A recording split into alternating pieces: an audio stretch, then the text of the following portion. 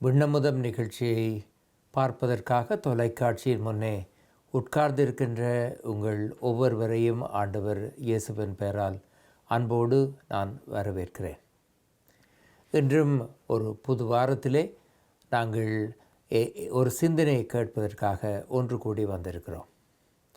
சில சிந்தனைகள் எங்களுடைய வாழ்க்கையிலே எங்களுடைய கருத்துக்களை, எங்களுடைய எண்ணங்களை மேம்படுத்துவதற்காகவும், சில நேரங்களிலே திருச்சபையிலே பாரம்பரியமாக நம்பப்படுகின்ற அல்லது கலந்துரையாடப்படுகின்ற ஒரு சில விடயங்களை பற்றி பேசுவதாகவும் இருப்பதை நீங்கள் கவனித்திருப்பீர்கள். அதுபோல இன்று நாங்கள் பேசப்போகின்ற விஷயம் திருச்சபைகளிலே பல நேரங்களிலே ஒரு முக்கியமான ஒரு பகுதியாக பேசப்படுகின்ற ஒரு பகுதி. மத்தேயு எழுதின நற்செய்தி நூல் அல்லது சுவிசேஷம் 28வது அதிகாரம் 19வது வசனம். அந்த வசனத்தை பெரிய கட்டளை என்று தமிழிலே சொல்வார்கள், அல்லது ஆங்கிலத்திலே கிரேட் கமிஷன் என்று சொல்லி சொல்வார்கள். அந்த பெரிய கட்டளை அல்லது அந்த கிரேட் கமிஷனுக்கு பின்னே கிறிஸ்தவத்தின் முழு கருத்தும் அடங்கி இருக்கிறது என்று பலர் கூறுவார்கள். அந்த வாக்கியத்திலே ஆண்டவர் தன்னுடைய சீடர்களை பார்த்து, நீங்கள் புறப்பட்டு போய் சகல ஜாதிகளையும் சீடராக்கி என்று சொல்லி இந்த வசனம் ஆரம்பிக்கிறது. பல வேளைகளிலே இந்த வசனத்தை பார்க்கிற போது திருச்சபைக்கு கொடுக்கப்பட்ட ஒரு பெரிய கட்டளையாக இது கருதப்படுகிறது. ஒவ்வொரு கிறிஸ்தவரும் அல்லது கிறிஸ்துவிலே நம்பிக்கையாக இருக்கின்ற மனிதரும் செய்ய வேண்டிய முக்கிய கடமைகளிலே ஒன்று, நீங்கள் புறப்பட்டு போய் சகலரையும் சீடராக்கி என்று முன்னே வைக்கப்படுகின்ற ஒரு கட்டளையாக கருதப்படுகிறதாகவே நம்முடைய ஆலயங்களிலே நீங்கள் இந்த வசனத்தை அடிப்படையாக வைத்து செய்திகளை கேட்டிருந்தால் அல்லது வேத படிப்புகளிலே பங்கு பெற்றிருந்தால் பல வேளைகளிலே அதை முடித்து நிறைவு செய்து வெளியே போகின்ற போது பலர் ஒரு குற்ற உணர்வோடு போவதை நான் கண்டிருக்கிறேன். அல்லது பலர் சொல்லியிருக்கிறார்கள், நாங்கள் எல்லாரும் கிறிஸ்தவர்களாக இருக்கிறோம், எங்களுக்கு முன்னே ஒரு பெரிய கட்டளை கொடுக்கப்பட்டிருக்கிறது, நீங்கள் புறப்பட்டு போய் சகலரையும் ஜாதிகளாக்கும்படி, சகலரையும் என்னுடைய சீடர்களாக்கும்படி. ஆனால் நான் என்னுடைய பக்கத்து வீட்டில் இருக்கிற மனிதரோடு கூட நான் இயேசுவை பற்றி பேசியது கிடையாது. நான் வேலை செய்கின்ற என்னுடைய ஆஃபீஸ் இருந்தால், காரியாலயம் இருந்தால், அதிலே நான் இயேசுவை பற்றி பேசியது கிடையாது என்று சொல்லியிருக்கிறார்களாகவே ஒவ்வொரு முறையும் ஆலயத்திற்கு வருகின்ற போது இந்த வசனம் நமக்கு முன்னே வைக்கப்படுகின்ற போது, நீங்கள் புறப்பட்டு போய் சகல ஜாதிகளையும் எனக்கு சீடராக்கி அவர்களுக்கு பிதா, குமாரன், பரிசுத்தாவியின் நாமத்தினாலே ஞானஸ்நானம் கொடுங்கள். இதுதான் அந்த கட்டளையின் முழு பகுதி. நமக்கு முன்னே இருக்கின்ற இந்த வசனத்தை பற்றித்தான் நாங்கள் இன்றைக்கு பார்க்க போகிறோம். இதில் நாங்கள் பார்த்தால் 2 பகுதிகள் இருக்கிறது. ஒன்று, நீங்கள் புறப்பட்டு போய், 2வது பகுதி சகல ஜாதிகளையும் என்னுடைய சீடராக்கி. நீங்கள் புறப்பட்டு போய், அது முதலாவது. சகலரையும் என்னுடைய சீடராக்கி, அது 2வது போலத்தான் நமக்கு தெரிகிறது. நீங்கள் இந்த சிந்தனையை கேட்டுக்கொண்டிருந்தால் ஒருவேளை வேதாகமத்தை எடுத்து புரட்டி பார்த்தால் இப்படித்தான் வேதாகமத்தில் இருக்கிறது.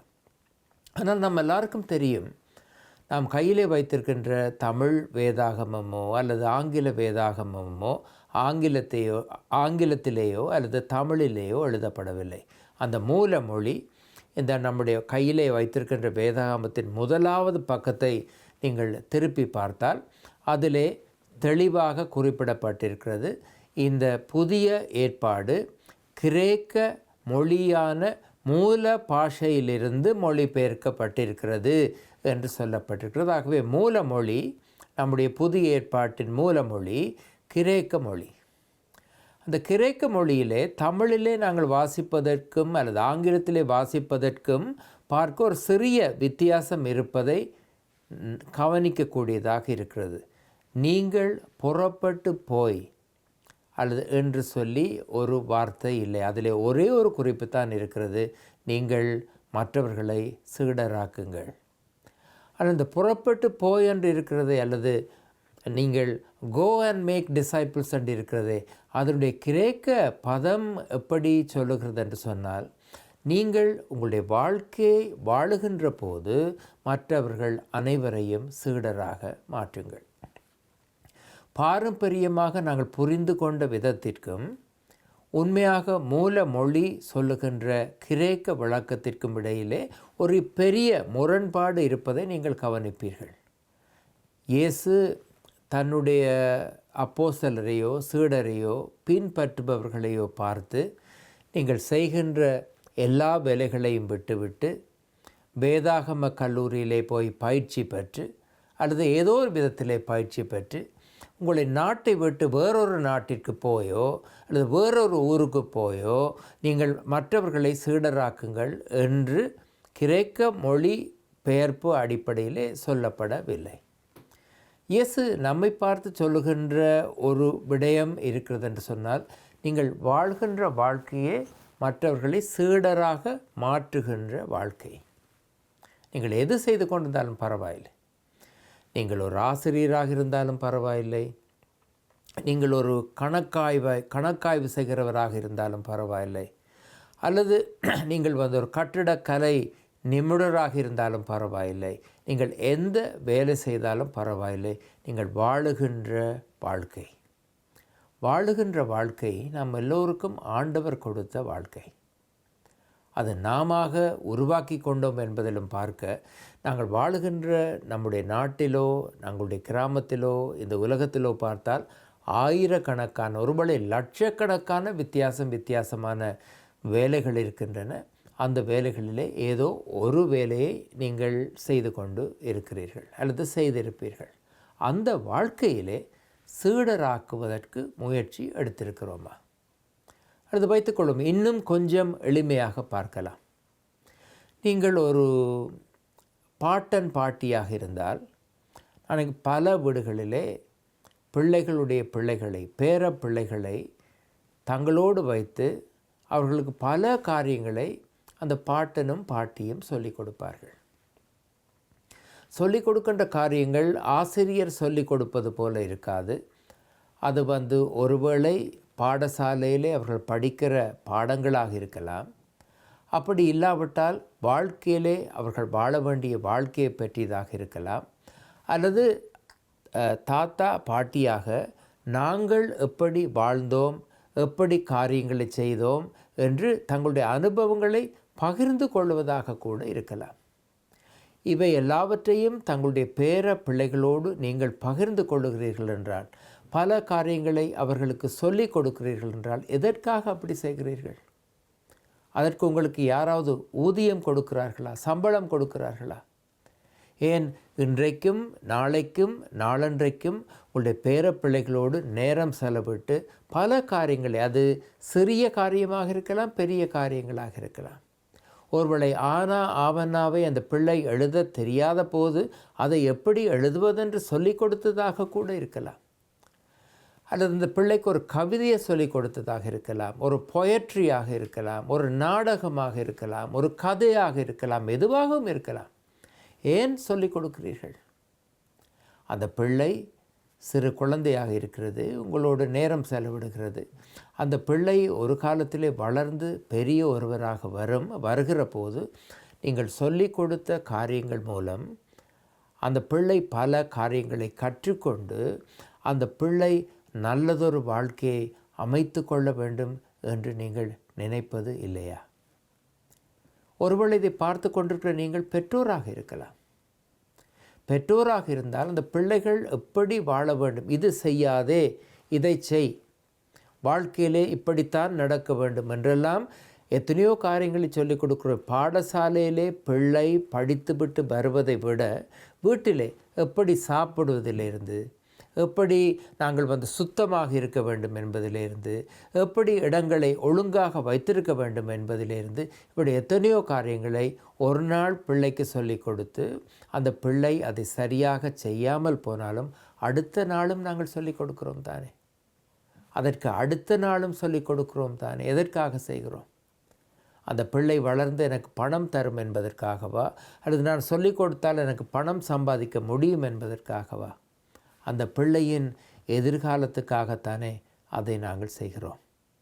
அது நாங்கள் இந்த பிள்ளையை ஒரு நல்ல பிள்ளையாக, ஒரு நல்ல சீடனாக, என்னுடைய ஒரு குரு இருந்தால் அந்த குரு சீடனிடத்தில் எதிர்பார்ப்பது தான் சொல்லி கொடுக்கின்ற காரியங்களை அந்த சீடன் கற்றுக்கொண்டு அவன் ஒரு நல்ல சீடனாக வாழ்க்கையை வாழ வேண்டும்.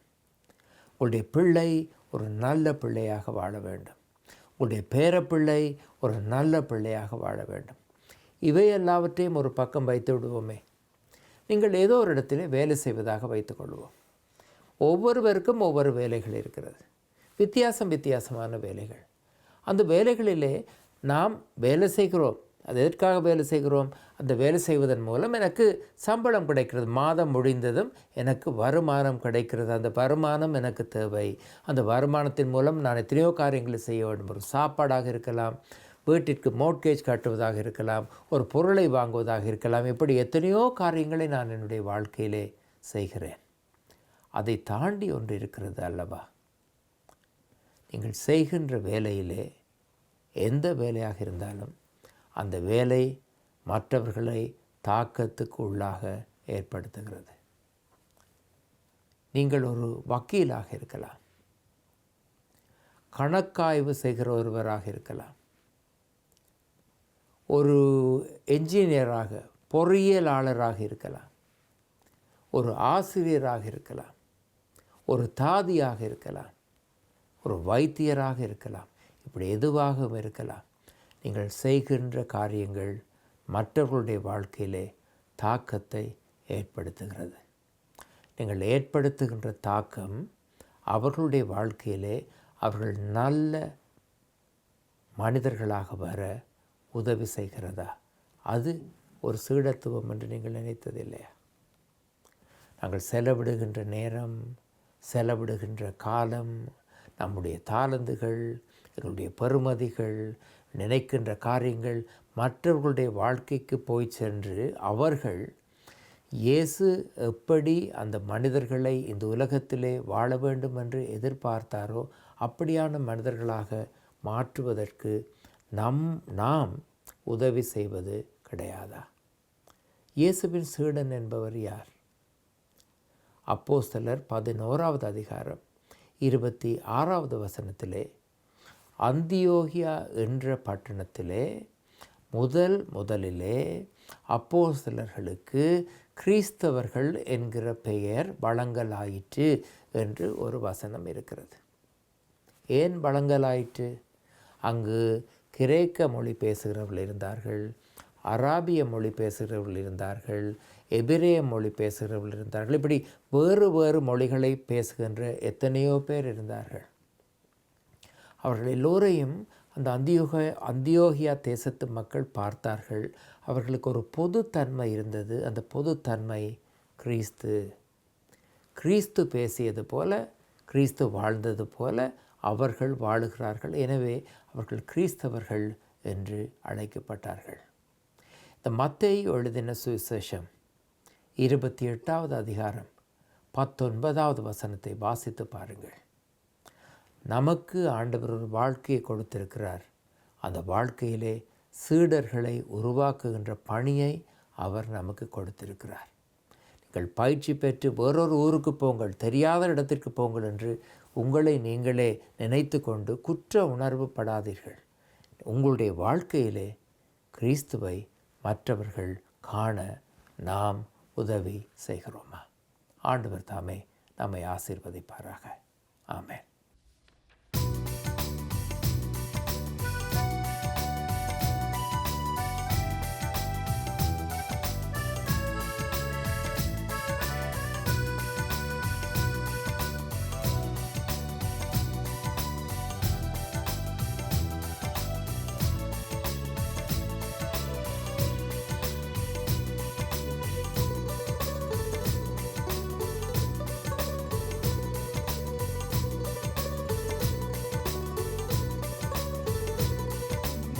அதிசயம் காண செய்வேன், நீ அற்புதம் கண்டிடுவாய்.